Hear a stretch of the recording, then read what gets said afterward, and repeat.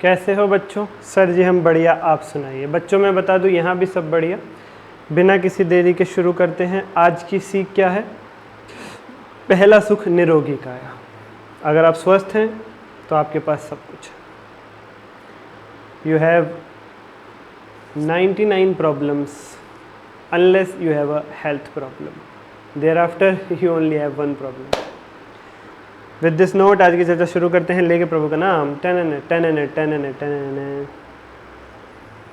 बच्चा पार्टी आपके सामने प्रैक्टिकल नंबर 13 फ्लैश है इंस्टीट्यूट के स्टडी मटेरियल से। हम उसको कवर अप करेंगे। प्रैक्टिकल नंबर 13 कुछ इशू आ रहा है, मैं सामने फ्लैश नहीं कर पाऊँगा। आप लोग अपने पास ओपन ज़रूर करें। मैंने जैसा कई बार कहा है, लेक्चर देखते टाइम स्टडी मटेरियल आपके साथ होना चाहिए। तो वो फाइल थोड़ी लैग कर रही है, दिक्कत आ रही है। मैं नहीं चाहता कि क्लास हमारी लेट हो, डेली शूट करना होता है बच्चों। चलो, सन एंड नेपच्यून वाला क्वेश्चन है, प्रैक्टिकल नंबर 13 पढ़ते हैं। Sun and Neptune had been carrying on business independently. दो अलग अलग बिजनेसेस थे, एक का नाम सन, एक का नाम Neptune. They agreed to amalgamate and form a new company Jupiter Limited. दोनों मिल रहे हैं, अपनी अपनी आइडेंटिटी को ख़त्म कर रहे हैं और नई कंपनी बना रहे हैं जुपिटर लिमिटेड। सन जो है वो डिज़ोल्व होकर ख़त्म हो जाएगी, नेपच्यून जो है डिज़ोल्व होकर ख़त्म हो जाएगी। वो बंद कर रहे हैं, अपनी अपनी आइडेंटिटी को मिटा रहे हैं और नई कंपनी जुपिटर लिमिटेड, यानी यूँ कहूँ न्यू कंपनी जुपिटर लिमिटेड पुरानी दो कंपनियों सन और नेपच्यून को खरीद रही है। ऐसे मान करके चल। बिल्कुल शुरुआती क्लासेस में बताया था, a plus B equal to C को अमेलगमेशन कहते हैं, a plus B equal to A या बी को एब्जॉर्प्शन कहते हैं। ये क्वेश्चन अमेलगमेशन का है। a plus B equal to C, sun plus Neptune equal to Jupiter. बिल्कुल ठीक बात है सर। तो जुपिटर नई कंपनी है, वो पुरानी दो कंपनियों सन और नेपच्यून को खरीद रही है with an authorised share capital of 4 lakh rupees. और जुपिटर लिमिटेड के 80,000 शेयर्स इशूड हैं 5 रुपये वाले। 31 मार्च 2023 को सन और नेपच्यून का डाटा दे रखा है। Share capital, current liability, property plant equipment, current assets. कह रहे हैं प्रॉपर्टी प्लांट इक्विपमेंट और करंट एसेट्स का रिवैल्यूएशन हुआ और रिवैल्यूएशन के बाद वाली फिगर भी क्वेश्चन ने ही निकाल करके दे दी। Debtors and creditors include 43350 owed by Sun to Neptune. Sun और नेपच्यून का आपस में लेन देन है 43,350 रुपये। सन और नेपच्यून का आपस में लेन देन है 43,350 रुपये। ये मैंने आप लोगों को बताया था बच्चा पार्टी पिछले क्वेश्चन में भी कि आपस का लेन देन कट जाता है। Purchase consideration is satisfied by issue of the following shares and debentures. ये है इस क्वेश्चन की कीमती लाइन। दोबारा पढ़ देता हूँ मैं इस क्वेश्चन की कीमती लाइन को। I repeat it again. Purchase consideration is satisfied by issue of following shares and debentures. अभी तक जो हमने पढ़ा था उसमें कुछ इम्प्रूवमेंट आने वाली है। आप लोगों को अभी तक क्या पढ़ाया गया है कि परचेज कंसिडरेशन का मतलब होता है इक्विटी शेयर होल्डर्स को जो शेयर्स और कैश दिया जा रहा है और प्रेफरेंस शेयर होल्डर्स को जो शेयर्स और कैश दिया जा रहा है। मतलब इक्विटी और प्रेफरेंस शेयर होल्डर्स को दी जाने वाली पेमेंट परचेज कंसिडरेशन कहलाती है। अभी तक जिस भी क्वेश्चन में डिबेंचर्स इशू हो रहे थे हम उसे कभी भी पीसी में नहीं ले रहे थे। क्यों? क्योंकि जितने भी क्वेश्चंस अभी तक हमने पढ़े उनमें जो भी डिबेंचर्स दिए जा रहे थे वो डिबेंचर होल्डर्स को दिए जा रहे थे। यहाँ पर परचेज कंसिडरेशन में यानी मालिकों को ही तुम डिबेंचर्स दे रहे हो। इक्विटी और प्रेफरेंस शेयर होल्डर्स को शेयर्स कैश के साथ डिबेंचर्स दे रहे हो। तो अगर मालिकों को डिबेंचर्स दिए जा रहे हैं तो फिर वो आएगा प्यारे बच्चों परचेज कंसिडरेशन। जो अभी तक पढ़ाया है, ऐसा नहीं कह रहा हूँ कि उसमें कुछ गलत था और अब नया सीखो, उसी को इम्प्रूव करा रहा। अभी तक पढ़ के मैंने क्या पढ़ाया? मालिकों को दी जाने वाली पेमेंट परचेज कंसिडरेशन कहलाती है। लेकिन अभी तक जितने भी क्वेश्चन किए उनमें मालिकों को equity share, preference share, cash यही दे रहे थे। डिबेंचर्स दे रहे थे डिबेंचर होल्डर्स को, इसलिए कहीं भी डिबेंचर्स परचेज कंसिडरेशन में नहीं आया था। तो एक फील आ रही थी तुम्हें कि शायद डिबेंचर्स कभी आएंगे ही नहीं परचेज कंसिडरेशन में। उसको थोड़ा सुधारो और मेरे एग्जैक्ट वर्ड्स पकड़ो। मैंने क्या सिखाया है अभी तक तुम्हें? मालिकों को दी जाने वाली पेमेंट। अब मालिकों को भले तुम डिबेंचर्स दे रहे हो तब वो पीसी में आ जाएगा। डिबेंचर होल्डर्स को डिबेंचर्स दे रहे हो वो पीसी में नहीं आएगा। ओके सर, मतलब equity share holders, preference share holders को तुम कुछ भी दो वो पीसी में आएगा। डिबेंचर होल्डर्स को तुम कुछ भी दो वो पीसी में नहीं आएगा। ओके सर जी, ओके सर जी, एब्सोल्युटली नो प्रॉब्लम सर जी। यानी यहाँ पर डिबेंचर्स पीसी में आएंगे। 60,000 शेयर्स इशू किए जा रहे हैं सन और नेपच्यून दोनों को मिला करके। याद रखना नई कंपनी कौन है, जुपिटर, वो दो पुरानी कंपनियों को खरीद रही है, सन और नेपच्यून। तो जुपिटर यानी नई कंपनी पुरानी कंपनी सन के शेयर होल्डर्स को भी पीसी देगी और पुरानी कंपनी नेपच्यून के शेयर होल्डर्स को भी पीसी देगी। पीसी दो जगह दी जाएगी, लेकिन क्वेश्चन ने तो इकट्ठा बता दिया कि सन और नेपच्यून दोनों को नई कंपनी जुपिटर 60,000 इक्विटी शेयर्स दे रही है। अलग अलग बताए नहीं, वो तुम्हें निकालना पड़ेगा। कैसे कैलकुलेट होगा, in the proportion to the profitability of their respective business based on the average net profit during the last 3 years. उन दोनों के, सन और नेपच्यून दोनों के पिछले 3 साल के प्रॉफिट आपको दे रखे, उनका एवरेज निकालो। जो रेशो आए उस रेशो में 60,000 शेयर्स डिवाइड होंगे, वो अभी सिखाऊंगा तुम्हें। और एक खतरनाक सी लाइन और लिख दी गई है डिबेंचर्स के बारे में, उसको भी सीखेंगे। उसको अभी पढ़ ही नहीं रहे वरना तुम घबरा जाओगे। यू आर रिक्वायर्ड टू, आपसे क्या मांगा है, number 1 amount of debentures and shares to be issued to Sun and Neptune. Sun और नेपच्यून को कितने रुपए के डिबेंचर्स, कितने कितने शेयर्स इशू किए जाएंगे, ये मांगा है आपसे। गुलशन की खैर मांगी, कोई तख्तो ताज तो नहीं मांगा। जुपिटर लिमिटेड की फिर बैलेंस शीट भी बनानी है आपको अमेलगमेशन के बाद। ठीक, सबसे पहले प्यारे बच्चों मन के सच्चों, सबसे पहले प्यारे बच्चों मन के सच्चों, इस क्वेश्चन की हम लोग निकाल लेंगे क्या, पीसी निकाल लेंगे मेरे हिसाब से। पीसी निकाल लेंगे तो हमारा काम आसान हो जाएगा। सबसे पहले पीसी निकाल लेंगे। पीसी में क्या दिए जा रहे हैं, शेयर्स और डिबेंचर्स। तो लिखो number 1 computation of shares and debentures to be issued. ये अब बिल्कुल इंप्रूव कर लेना अपने कॉन्सेप्ट वही है, बस थोड़ा और गहरा दिया है मैंने तुम्हारे दिमाग में। इक्विटी और प्रेफरेंस शेयर होल्डर्स को दी जाने वाली हर चीज़ पीसी में आएगी, भले वो डिबेंचर्स क्यों नहीं। डिबेंचर होल्डर्स को डिबेंचर दे रहे हो तो पीसी में नहीं आएगा। ठीक है सर, तो पहले पीसी निकाल रहे हैं हम, कैलकुलेशन ऑफ पीसी, जिसके अंदर शेयर और डिबेंचर दिए जा रहे हैं इस बार। अब कितने कितने शेयर कितने कितने डिबेंचर दिए जा रहे हैं सन और नेपच्यून को, वो हमें निकालना पड़ेगा। ये देखो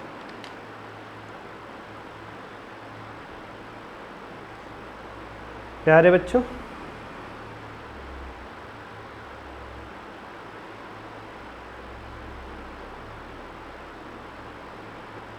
पीसी दी जा रहे हैं।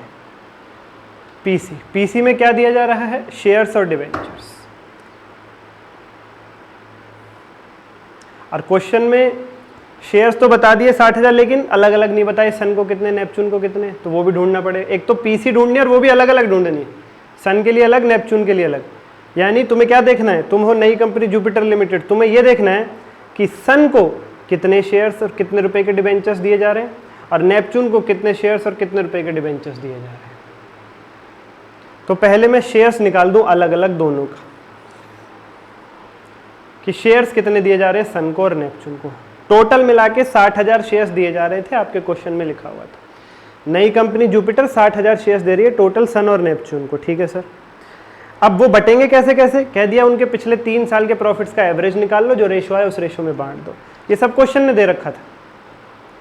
सन के पिछले 3 साल के प्रॉफिट सब क्वेश्चन में लिखे हुए हैं। 449,576 सेकेंड ईयर में लॉस है 2500 का, थर्ड ईयर में 377,924 का प्रॉफिट है।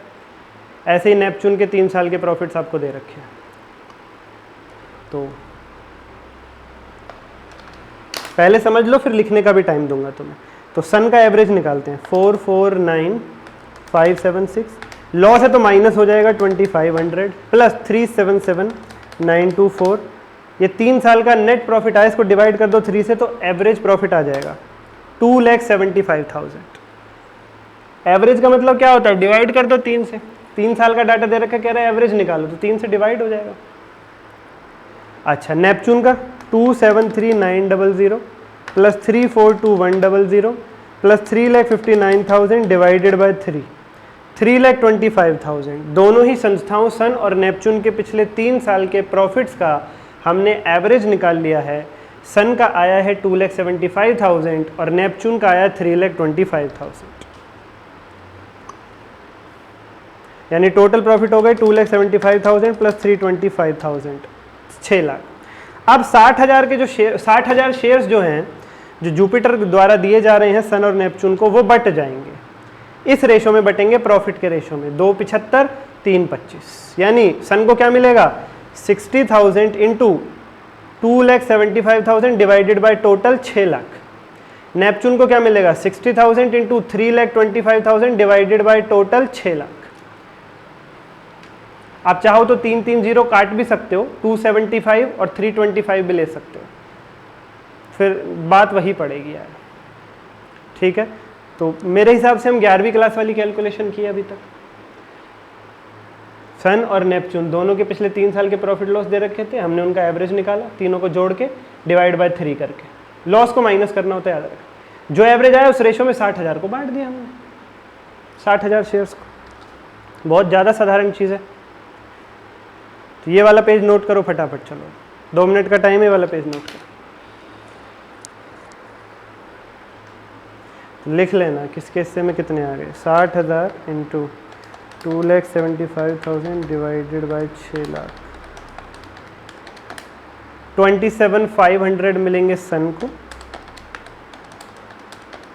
32,500 शेयर्स मिलेंगे नेपच्यून को। फटाफट ये नोट करो बच्चा पार्टी, फटाफट, 2 मिनट का टाइम।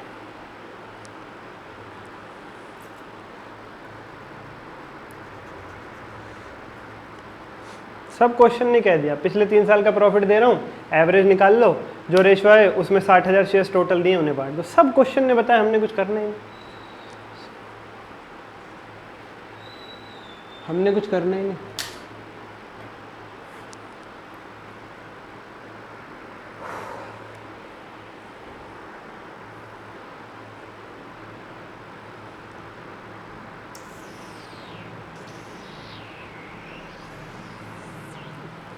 अच्छा, किसके पास कितने शेयर्स आ रहे हैं ये लो, अगले पेज पे आ जाएगा आराम से अपने। तो 27,500 शेयर्स आ गए सन के पास और 32,500 शेयर्स आ गए नेपच्यून के पास। एक शेयर 5 रुपये का, याद रखना, जुपिटर जो शेयर दे रही है वो एक शेयर 5 रुपये का है। 27,500 इंटू 5, तो अमाउंट आ गया शेयर्स का सन के लिए 1,37,500 और 32,500 इंटू 5। नेपच्यून को मिल रहे हैं 1,62,500 रुपीज़ के शेयर्स, 1,62,500 रुपीज़ के शेयर्स।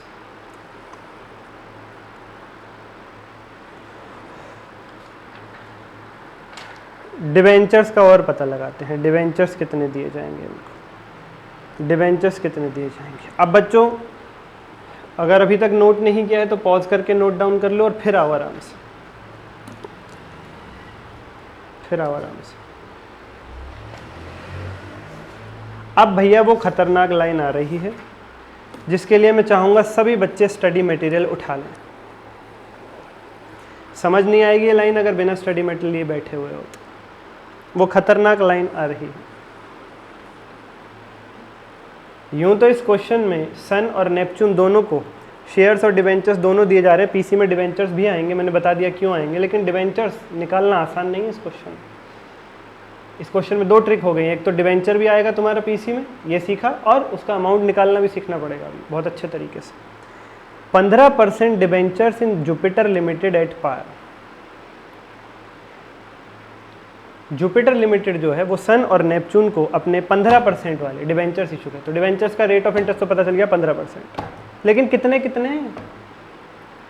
रुपए के, इतने रुपए के दे दो ताकि they provide an income equivalent to 8% return on capital employed in their respective businesses after revaluation of asset. है सर, क्या बोल डाला आपने, क्या बोल डाला सर, ये आपने क्या बोल डाला, क्या बोल डाला सर, क्या बोल डाला सर, आओ मैं तुम्हें समझाता हूँ क्या बोल डाला। रफ लिख रहा हूँ अभी, जो मैं लिख रहा हूँ ये रफ, आपकी इच्छा हो तो लिखना, नहीं तो मत लिखना, बाकी लिख लोगे तो सही रहेगा क्योंकि टिपिकल पॉइंट है, पर ये रफ है, इसे कहीं फेयर वेयर नहीं दिखाना आपको। ओके सर जी, देखो प्यारे बच्चों सुनो मेरी बात। क्वेश्चन कह रहा है कि चाहे सन हो चाहे नेपच्यून हो, डिवेंचर्स इनको मिलेंगे 15% वाले, ठीक है। अमाउंट नहीं बता रहे कितने रुपए के देंगे, लेकिन कह रहे हैं इतने रुपए के डिबेंचर्स देना, इतने रुपए के डिबेंचर्स देना, नहीं पता एक्स मान लिया, कह रहे हैं इतने रुपए के डिबेंचर्स देना ताकि उस पे जो 8% का रिटर्न निकले, ताकि उस पे जो 8% का रिटर्न निकले, इतने रुपए के डिबेंचर्स देना ताकि उस पे जो 8% का रिटर्न निकले,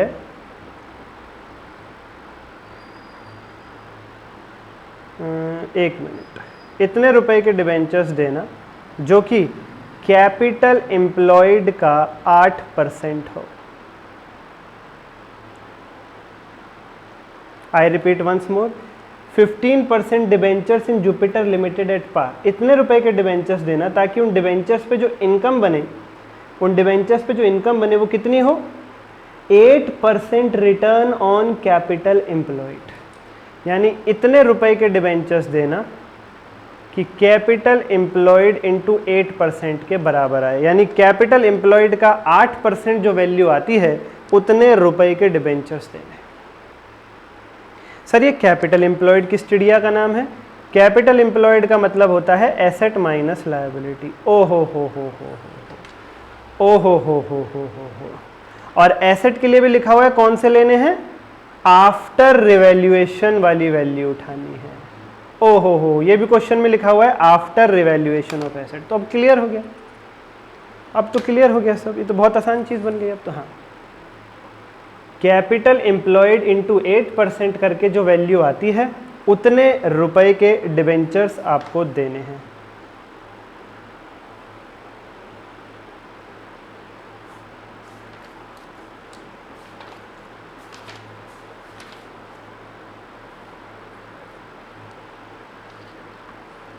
एक्स पे भी इंटू 15% और लिख देना बच्चों यहाँ पे, क्योंकि ब्याज भी तो निकालना है ना हमें। आई रिपीट वंस मोर, अब बिल्कुल ठंडे दिमाग से बैठ जाओ, मैं एक बार और बोल देता हूँ क्वेश्चन क्या कह रहा है।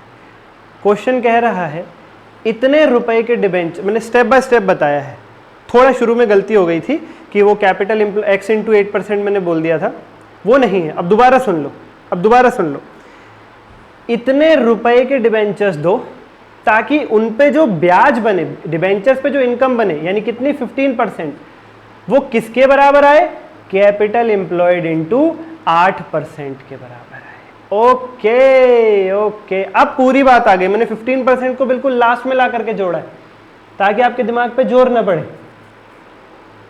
क्वेश्चन में ये नहीं लिखा कि इतने रुपए to provide debentures equivalent to the value equal to 8% of capital employed, नहीं, उसमें लिखा है क्वेश्चन में to provide debentures of the value so that they provide an income of 8% on capital employed. मतलब क्वेश्चन सीधा सीधा कह रहा है इतने रुपए के डिबेंचर्स दो ताकि उस पे जो ब्याज बने, ब्याज यानी 15% ब्याज बने, वो कैपिटल एम्प्लॉयड का 8% हो। x into 15% equal to capital employed into 8%, ये है आपकी इक्वेशन। और कैपिटल एम्प्लॉयड क्या होता है, एसेट माइनस लायबिलिटी। एसेट कौन से लेने हैं, रिवैल्यूएशन के बाद वाले। This is it. तो बहुत साधारण चीज है, ये नोट कर लो, रफ पोर्शन है ये, अंडरस्टैंडिंग पार्ट के लिए, लेकिन काम बहुत आएगा, फटाफट नोट कर लो। बट डिबेंचर्स पे ब्याज पे करना होता है ना। हाँ, तो इतने रुपए के यानी एक्स के डिबेंचर्स दो ताकि उस पे जो ब्याज बने इंटू 15% वो किसके बराबर हो, कैपिटल एम्प्लॉयड इंटू 8% के बराबर। और कैपिटल एम्प्लॉयड क्या होता है, एसेट माइनस लायबिलिटी। और एसेट कौन से लेने, रिवैल्यूएशन के बाद वाले। सब क्वेश्चन ने बताया, बस अंग्रेजी में एक लाइन लिखी हुई थी, उसे डिकोड किया हमने स्टेप बाय स्टेप। बस अब तो काम बन जाएगा हमारा। ये रफ पोर्शन था बच्चों का, ये रफ पोर्शन था। लिख लो फटाफट, लिख लो फटाफट जितना जल्दी हो सके।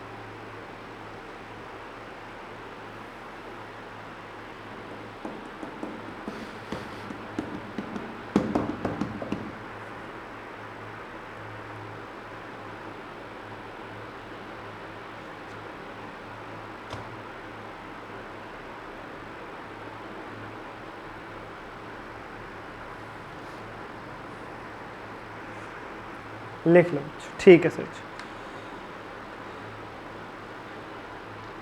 चलो फेयर सॉल्यूशन की ओर कदम बढ़ाते हैं।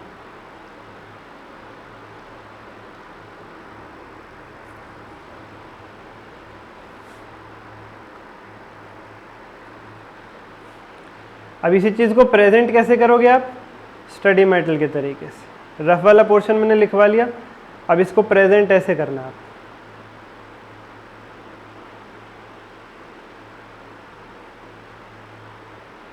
जैसे मैंने लिखवाया अगर बिल्कुल वैसे प्रेजेंट करोगे तो भी चलेगा, पर पेपर चेक करने वालों को भरोसा। मैंने क्या लिखवाया? मेरे केस में आपको बस इतना लिखना है, let value of debentures to be issued equal to x, therefore x into 15% equal to capital employed into 8%, और कैपिटल एम्प्लॉयड के लिए वर्किंग नोट बना देना नीचे बस। लेकिन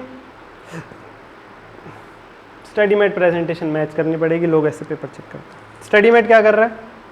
पहले कैपिटल एम्प्लॉयड कैलकुलेट कर ले रहा है, उसका 8% निकाले रहा है। यानी आपकी इक्वेशन का जो राइट हैंड वाला पार्ट है, x into 15% equal to capital employed into 8%, जो राइट हैंड साइड वाला पार्ट है कैपिटल एम्प्लॉयड इंटू 8%, उसे निकाल ले रहा है पहले, फिर एक्स ढूंढ लेगा। ठीक ठीक ठीक भाई देखो, मैं दोबारा बता देता हूँ, अगर तुम्हारे तरीके से करें तो कैसे करना होगा? ऐसे करना होगा, x इंटू 15% कैपिटल एम्प्लॉयड 8%। ठीक है, तो अंत में x कैसे निकल के आएगा आपका? x ऐसे निकल के आएगा sir, capital employed into 8% divided by 15%। बोलो यस सुनो, बोलो यस सुनो। बिल्कुल ठीक बात है सर। भाई देखो, लेफ्ट साइड है x into 15% equal to capital employed into 8%। खाली x अगर मैं छोड़ दूं लेफ्ट साइड तो ये 15% जो यहाँ मल्टीप्लाई में है दूसरी साइड जाके डिवाइड में आ जाएगा। इतना मैथ तो आप जानते होंगे। तो x आएगा कैपिटल एम्प्लॉयड इंटू 8% भाग 15%। स्टडी मेटल कैसे प्रेजेंट कर रहा है? पहले कैपिटल एम्प्लॉयड निकाल रहा है, फिर उसका 8% निकाल रहा है, फिर 15% से डिवाइड कर रहा है। ठीक है, ये भी चलेगा सर, बात तो वही है। हाँ बात तो वही, प्रेजेंटेशन थोड़ी अच्छी हो जाएगी। ठीक है सर, इस परसेंटेज को जब मैं यहाँ से हटाऊंगा डिवाइड में से तो ऊपर 100 आ जाएगा। स्टडी मेट यही कर रहा है, पहले कैपिटल एम्प्लॉयड निकाल रहा है, फिर उसका 8% निकाल रहा है, फिर गुना 100/15 कर रहा है। बस I repeat one last time, क्योंकि इस पॉइंट में बार बार तुम अटकोगे। क्वेश्चन ने कहा इतने रुपए के डिबेंचर्स दो x, ताकि उस पर जो 15% ब्याज यानी इनकम निकले वो इक्वल हो कैपिटल एम्प्लॉयड इंटू 8% के। कैपिटल एम्प्लॉयड का formula asset minus liability, asset लेने रिवैल्यूएशन के बाद वाले। अब इसी इक्वेशन को कंटिन्यू करेंगे हम, तो x equal to capital employed into 8% भाग 15% आएगा, क्योंकि लेफ्ट साइड का मल्टीप्लाई वाला 15% राइट साइड आके डिवाइड में आ जाएगा। और डिवाइड में आते ही जब नीचे से परसेंट हटाओगे तो ऊपर 100 लगाओगे, यानी x आएगा capital employed into 8% into 100/15। Study mate कैसे प्रेजेंट कर रहा है इसको? कैपिटल एम्प्लॉयड निकाल रहा है पहले, फिर उसका 8% निकाल रहा है, फिर गुना 100/15 कर रहा है। ठीक है, बात वही। ये पहले निकाल लेते हैं कैपिटल एम्प्लॉयड, पहले निकाल लेते हैं कैपिटल एम्प्लॉयड, जिसका फॉर्मूला है एसेट माइनस लायबिलिटी, और एसेट रिवैल्यूएशन के बाद वाले लेने हैं। तो ले लो भाई, क्वेश्चन में लिखा हुआ है सब। पीपीई 7,10,000 सन का और 390 नेपच्यून का, बाद वाली वैल्यू है रिवैल्यूएशन के बाद वाली। करंट एसेट्स 2,99,500, 157,750 रिवैल्यूएशन के बाद वाली वैल्यू है।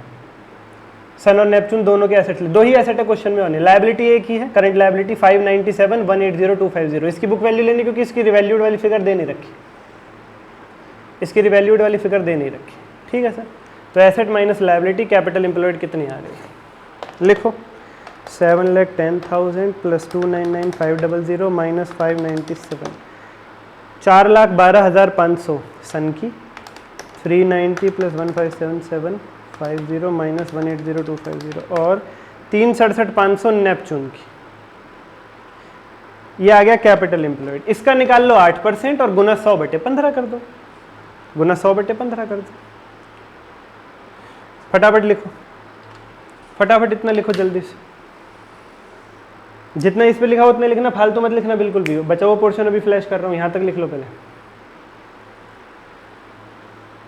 यहाँ तक लिख लो पहले।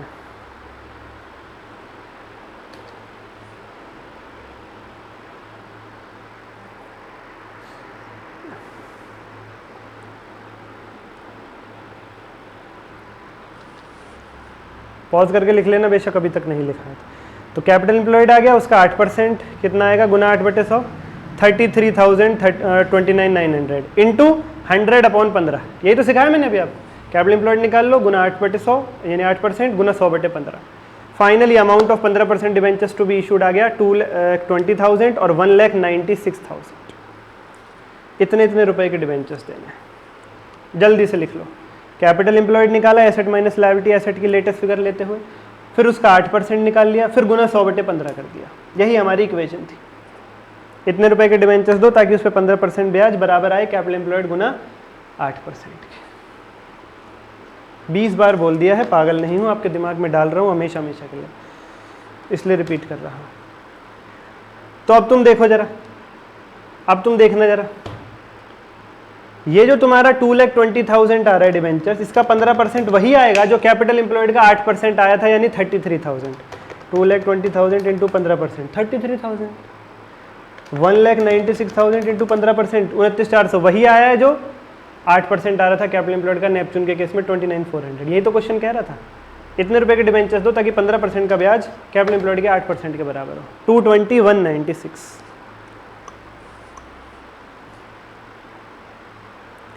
220,196। तो हमने कितने रुपए के डिबेंचर्स और कितने रुपए के शेयर्स दिए जा रहे हैं निकाल लिया, वो भी अलग अलग। सन को कितना, नेपच्यून को कितना। सन को मिल रहे हैं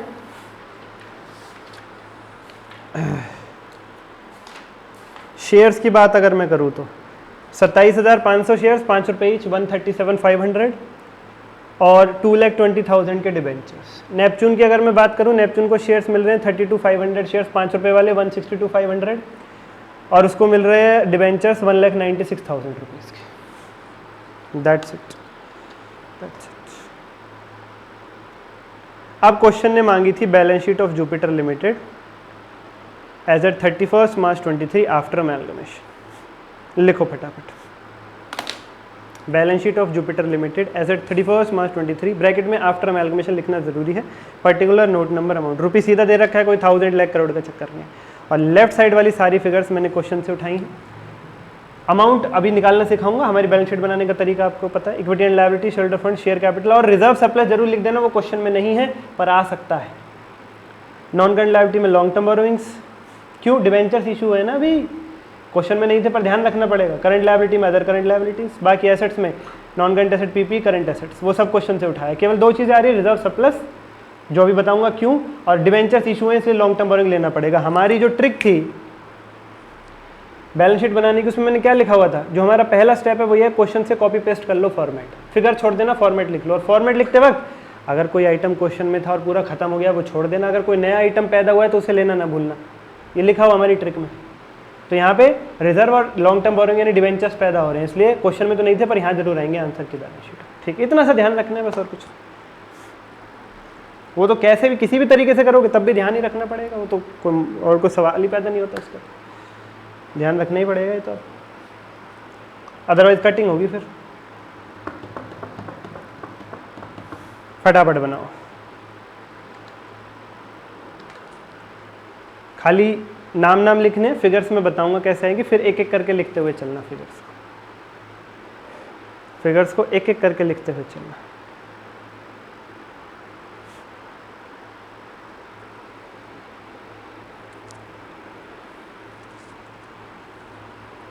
तुम्हारे मैसेज कितने आ रखे हैं डाउट के लिए देखो एक बार।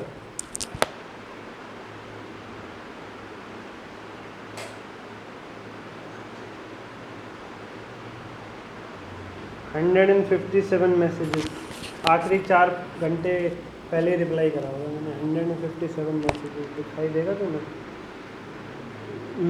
कैमरे पे जाके देखो।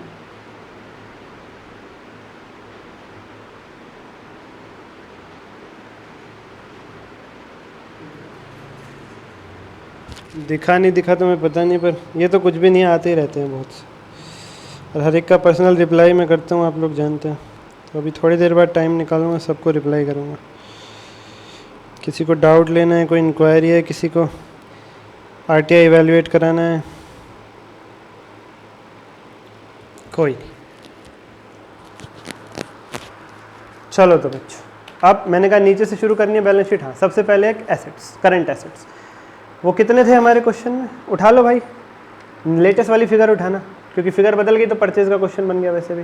299,500 प्लस 157750। कैलकुलेटर उठा लेना सभी, कैलकुलेटर उठा लेना सभी, पहले कह रहा हूँ।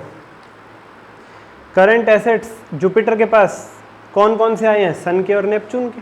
उसने 2 कंपनियों को खरीदा, तो सन और नेपच्यून दोनों के करंट एसेट जोड़ के जुपिटर में लिख दो, जो कि क्वेश्चन में दे रखे थे। लेटेस्ट फिगर 299,500 प्लस 157,750,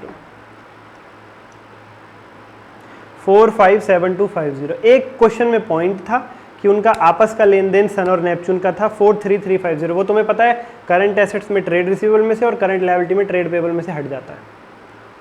वो पिछले क्वेश्चन में भी सिखाया था कि जब अलग अलग थे तो ठीक है आपस में ले दे सकते थे, अब एक ही हो गए तो कैसा लेन देन। आपस के डेटा क्रेडिटर को काट दो, तो एक तरफ डेटर यानी करंट एसेट कम हो जाते हैं और दूसरी तरफ लायबिलिटी यानी करंट ट्रेड पेबल क्रेडिटर यानी करंट लायबिलिटी कम हो जाती है। तो इसमें से माइनस करो 43350, फाइनली 413,900, 413,900। ठीक है सर। उसके बाद property plant equipment 7,10,000, 7,10,000 plus 390, 11 lakh. और मेरी एसेट साइड का टोटल आ गया 11 लाख प्लस 413,900, 15,13,900, 15,13,900, 15,13,900,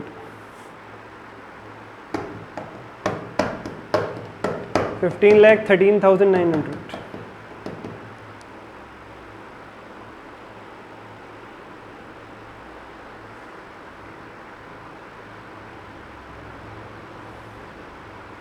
इतना आसान है सर। हाँ, करंट लायबिलिटीज क्वेश्चन में कौन कौन सी थी भैया? स्टडी मेटल सामने रखो, कैलकुलेटर हाथ में रखो, करते चलो। करंट लायबिलिटीज सन और नेपच्यून दोनों की करंट लायबिलिटी जुपिटर के पास आ जाएंगी 5,97,000 प्लस 180,250। हाँ, जैसा भी करंट एसेट में माइनस किया आपस का लेन देन करंट लायबिलिटी से भी माइनस होगा। 43350, ना डेटर रहे ना क्रेडिटर रहे। 733,900, अलग अलग थे तो डेटा क्रेडिटर जिंदाबाद थे, एक को लेना था एक को देना था। अब एक ही हो गए तो अपनी ही एक जेब से निकाल के दूसरी जेब में रख लेने का क्या मतलब? अपने आप से ही कैसा पैसा लेना और अपने आप को ही कैसी पेमेंट करना। मैं कहूँ मेरे ऊपर मेरे 1 लाख रुपए उधार है और मैं आज अपने आप को ही 1 लाख रुपए दे देता हूँ, अपने अकाउंट से अपने दूसरे अकाउंट में डाल लेता हूँ, क्या ही फर्क पड़ जाना है? या अपनी एक जेब से दूसरी जेब में डाल लेता हूँ, क्या ही फर्क पड़ जाना है? अल्ट्रा प्रो मैक्स लेजेंड कहेंगे कुछ तो फर्क है सर? कुछ फर्क नहीं, कुछ फर्क नहीं, काउंट्स में कुछ फर्क नहीं। ठीक है, 733,900। अच्छा, लॉन्ग टर्म बोरोइंग डिवेंचर्स कितने रुपए के दिए? अभी तो निकाले यार, अभी तो निकाले यार। 2,20,000 प्लस 1,96,000, 4,16,000। सन को दिए थे 220 के डिवेंचर्स और नेपच्यून को दिए थे 196 के डिवेंचर्स। 4,16,000, 4,16,000, 4,16,000।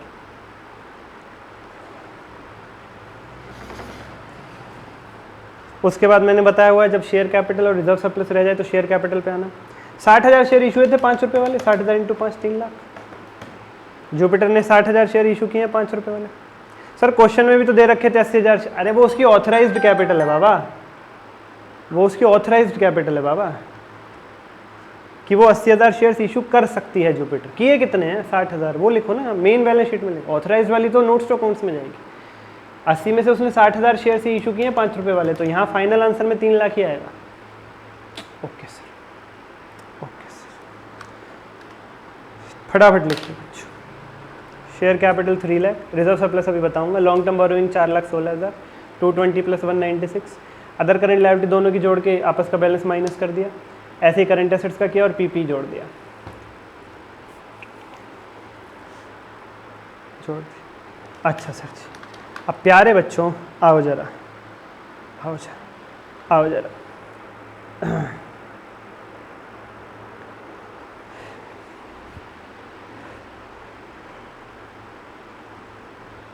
बच्चों, हाँ जी सर, मन के सच्चों, हाँ जी सर बोलिए ना, कैसे चुप लगा रहे हैं? सुनो, जब इस टाइप का क्वेश्चन आए जिसमें तुम्हें बैलेंस शीट डायरेक्ट बनानी हो, जब इस टाइप का क्वेश्चन आए जिसमें तुम्हें बैलेंस शीट डायरेक्ट बनानी हो तो क्या करना है? क्या करना है? आपको एक वर्किंग नोट हमेशा बनाना है। ध्यान रखना, गुडविल आ रही है या कैपिटल रिजर्व, न्यू कंपनी के हैं, लिख लो जो मैं कह रहा हूँ। पेज के टॉप मार्जिन पे लिख लो या कहीं की नोट्स में लिख लो, कहीं भी ध्यान रखना ये बात।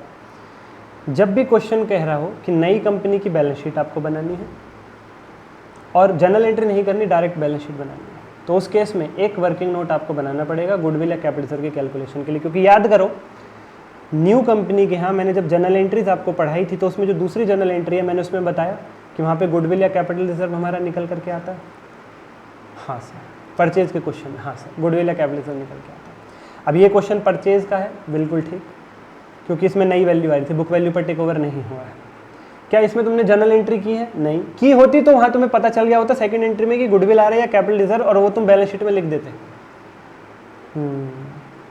जो पिछला क्वेश्चन मैंने करवाया था, जो मैंने स्टडी मेट से ही रीड आउट करवाया था, डिस्कस किया था, उसमें जर्नल एंट्रीज कर रहे थे तुम पहले, उसके बाद बैलेंस शीट बना रहे थे। इसमें हम डायरेक्ट बैलेंस शीट बना रहे हैं। तो भाई जब भी नई कंपनी का बैलेंस शीट मांगी हो, परचेज का क्वेश्चन हो, जब भी नई कंपनी का बैलेंस शीट मांगी हो और परचेज का क्वेश्चन हो, तो एक वर्किंग नोट बनेगा गुडविल और कैपिटल रिजर्व निकालने के लिए। गुडविल होती तो पीपी के नीचे आती इंटेंजिबल एसेट्स में, और कैपिटल रिजर्व है तो रिजर्व सरप्लस में जाएगा। तो सर हमें कैसे पता चला? दोनों ओर लाइन छोड़ देना ना, एक एक शेयर कैपिटल के नीचे लाइन छोड़ देना सॉरी, और पीपी के नीचे लाइन छोड़ देना, और एंड में जो भी आए वहाँ लिख देना। मुझे तो पता था इसलिए मैंने रिजर्व सरप्लस लिखवा दिया तुम्हें पहले। Okay sir, okay sir. अब गुडविल या कैपिटल रिजर्व कैसे निकलेगा सर? भाई देख लो तुम्हें मिल क्या रहा है और तुम पे क्या कर रहे हो, यही तो होती है गुडविल कैपिटल रिजर्व। जो तुम्हें मिल रहा है उसके मुकाबले ज़्यादा पे कर रहे हो तो गुडविल है, जो तुम्हें मिल रहा है उसके मुकाबले कम पे कर रहे हो तो कैपिटल रिजर्व है। तो देख लो तुम्हें क्या मिल रहा है, तुम्हें यानी जुपिटर को, तुम जुपिटर हो, तुम्हें मिल क्या रहा है, तुम्हें मिल क्या रहा है जुपिटर को? सर हमें मिल रहे हैं 7,10,000 के एसेट्स, बिल्कुल ठीक, 299,500 के करंट एसेट्स, लायबिलिटी कट जाएगी इसमें से, लायबिलिटी कट जाएगी और आपस का बैलेंस कट जाएगा, ठीक है। तो हमें मिल रहा है 455,850, ठीक है। सन से हमें क्या मिल रहा है? 455,850, और सन को हम पीसी कितनी पे कर रहे हैं? शेयर्स अभी निकाले 137,500 के और डिबेंचर्स 220 के, यानी 357,500, यानी सन से हमें मिल रहा है ज़्यादा। हमें सन से नेट एसेट जो वैल्यू प्राप्त हो रही है एसेट्स की वो है 455,850। हमने सन से जो एसेट्स लिए ताज़ा फिगर पर और उसकी लायबिलिटी पे करने के बाद हमें बच रहा है 455,850, यानी सन से हमारे पास वैल्यू आई है 455,850 का समान, जबकि हम उसे पे कर रहे हैं केवल 357,500, कम पे कर रहे हैं, -357,500, यानी फ़ायदा है कितना? 98,350 का कैपिटल रिजर्व आएगा सन के केस, सन के केस। उसको पे कर रहे हैं इतना और उससे मिल रहा है इतना, मिल रहा है ज़्यादा, पे कर रहे हैं कम, तो कैपिटल रिजर्व आ गया, कैपिटल रिजर्व आ गया। ऐसे ही नेपच्यून, नेपच्यून से हमें क्या मिल रहा है? 390 के पीपीई प्लस 114400, 114400 के करंट एसेट्स। ये सब आपस का लेन देन काटने के बाद लेनी है। नेपच्यून के करंट एसेट्स में से आपस का लेन देन हटा देना और सन के करंट लायबिलिटीज़ में से आपस का लेन देन हटा देना। याद रखना गुडविल कैपिटल रिजर्व निकालते वक्त आपस का लेन देन हट जाएगा। नेपच्यून को पैसा लेना था सन से 43,350, नेपच्यून के यहाँ डेटस में लिखा हुआ था क्योंकि उसको लेना था, और सन के यहाँ क्रेडिटस में लिखा हुआ था क्योंकि उसको पे करना था। तो नेपच्यून के डेटस कम हो जाएंगे यानी करंट एसेट्स, और सन की करंट लायबिलिटीज यानी क्रेडिटस कम हो जाएंगे। उसके बाद लेना इस कैलकुलेशन में, ठीक है सर। -180,250, यानी नेपच्यून से हमें मिल रहा है 324,150, और नेपच्यून को पे क्या कर रहे हैं हम? 162,500 के शेयर्स और 196 के डिवेंचर्स, यानी 358,500। मिल रहा है केवल 324,150 और पे कर रहे हैं 358,500, 358,500, मतलब ज़्यादा पे कर रहे हैं। तो इस केस में गुडविल है कितनी? 34350, 34350। तो सर जुपिटर के यहाँ तो दोनों ही चीज़ आ गई। जुपिटर के लिए सन के केस में कैपिटल रिजर्व आया है, नेपच्यून के केस में गुडविल आई है। दोनों लिखेंगे क्या? काट देते हैं, काट देते हैं और जो भी बड़ी फिगर है उसको ले लेते हैं। 98,350 के कैपिटल रिजर्व में से गुडविल कट जाएगी 34350 और नेट कैपिटल रिजर्व बच जाएगा 64,000। इसीलिए आपके रिजर्व सरप्लस में कैपिटल रिजर्व आ रहा है 64,000। यानी परचेज का क्वेश्चन हो और नई कंपनी के यहाँ डायरेक्ट बैलेंस शीट मांगी हो और जर्नल एंट्री ना मांगी हो। सुन लो, 3 शर्तें अगर क्वेश्चन में पूरी हो रही हैं। पहला, परचेज का क्वेश्चन हो, प्लस डायरेक्ट बैलेंस शीट मांगी है और जर्नल एंट्री नहीं मांगी। क्या ये परचेज का क्वेश्चन था? हाँ, क्योंकि बुक वैल्यू पर टेक ओवर नहीं हो रहा है, पहली शर्त टूट गई मर्जर की, ठीक है। क्या बैलेंस शीट मांगी है नई कंपनी की? हाँ। क्या जर्नल एंट्री मांगी? नहीं। तीनों शर्तें पूरी हो गई तो एक वर्किंग नोट बनेगा गुडविल और कैपिटल रिजर्व निकालने के लिए इस तरीके से, जिसमें आप नेट एसेट्स यानी आपको मिला क्या उसको कंपेयर करोगे पीसी, बदले में आप पे क्या कर रहे हो, ज़्यादा पे कर रहे हो तो गुडविल, कम पे कर रहे हो तो कैपिटल रिजर्व। यहाँ दोनों केस थे, 2 कंपनियाँ थी तो एक में कैपिटल रिजर्व आया, एक में गुडविल आया, दोनों को नेट करके कैपिटल रिजर्व बचा 64,000। और ये करते वक्त आपस का लेन देन दोनों कंपनियों में अगर था वो माइनस कर लेना 43350। तो ये नोट डाउन कर लो, वीडियो यहाँ पे पॉज करके इतना नोट डाउन कर लो, ठीक है। उसके बाद वीडियो यहाँ पे पॉज करके इतना नोट डाउन कर लो, ठीक है। और ऊपर आपका रिजर्व सरप्लस में लिख दो 64। अब बच्चों शेयर कैपिटल के लिए एक नोट्स टू अकाउंट्स बना देना, जिसमें ऑथराइज शेयर कैपिटल में लिखना 80,000 × 5 4 लाख, और issued subscribed and paid up में लिखना 60,000 × 5 3 लाख। रिजर्व सरप्लस अभी बता दिया कैसे आया। तीसरा notes to account long term borrowing के लिए लिख देना, जिसमें 15% डिवेंचर्स लिख देना। सन के लिए 220 अलग, नेपच्यून के लिए 196 अलग। कैलकुलेट करके नहीं दिखाना, वो तो वर्किंग नोट में दिखा दिया ऊपर आपने। That's it, that's it. Notes to account जरूर बनाना, जरूर बनाना, जरूर बनाना। उसकी सारी चीज़ें मैं बता चुका हूँ, वो तुम्हें बस लिखना है केवल और केवल। चाहो तो स्टडीमेट देख के भी लिख सकते हो, पर करना ज़रूर है, ज़रूर है, ज़रूर है, ज़रूर है, ज़रूर है, बहुत ज़्यादा ज़रूर है, ठीक है। कोई क्वेरी हो ऊपर दिए गए नंबर पर कनेक्ट करना बच्चा पार्टी। आज के लिए इतना ही, धन्यवाद, love you all, take care, bye bye.